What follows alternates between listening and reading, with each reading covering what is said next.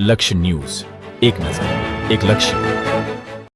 પોલીસની સૂઝબૂઝ અને 3 દિવસની તપાસમાં બળાત્કારની ફરિયાદ કરતી મહિલા હની ટ્રેપ માસ્ટરમાઇન્ડ નીકળી.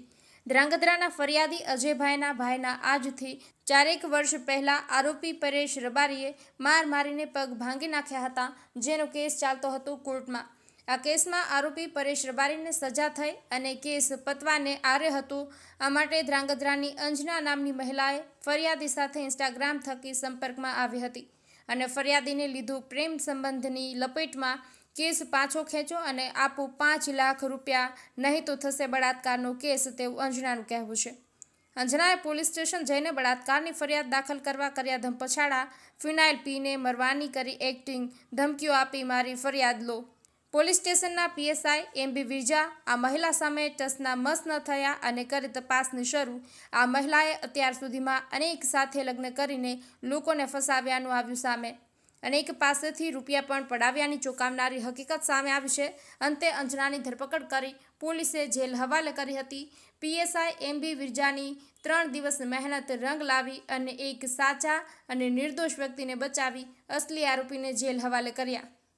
બ્રિજેશ ત્રિવેદી, સુરેન્દ્રનગર. સાહેબ, શું કહેશો? બળાત્કારની ફરિયાદ કરવા ગયેલી મહિલા હની ટ્રેપની માસ્ટરમાઇન્ડ નીકળી, શું છે સમગ્ર મામલો?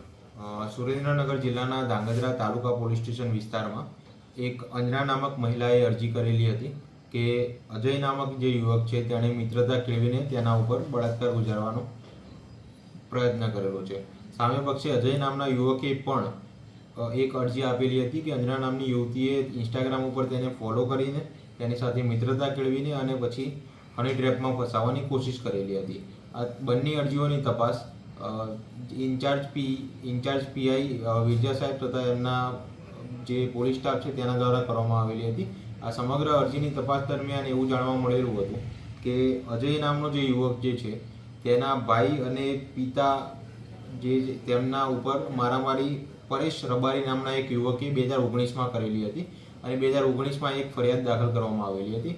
આ ફરિયાદ બાદ કોર્ટમાં કેસ ચાલુ હતો અને હવે અંતિમ ચરણમાં છે.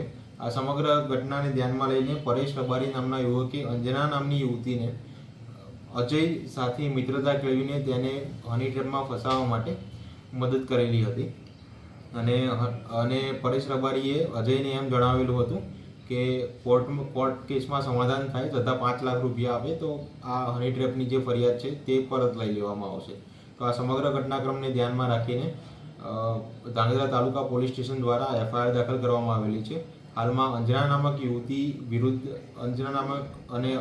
અંજના અને પરેશ રબારી વિરુદ્ધ ફરિયાદ દાખલ કરવામાં આવેલી છે. અંજનાની હાલ અટક કરવામાં આવેલી છે અને પરેશ રબારી હાલ નાસ્તો કરતો બતાવવામાં આવ્યો છે. સાહેબ, અંજના છે અને અનેક લોકોને ફસાવ્યાનું સામે આવી રહ્યું છે.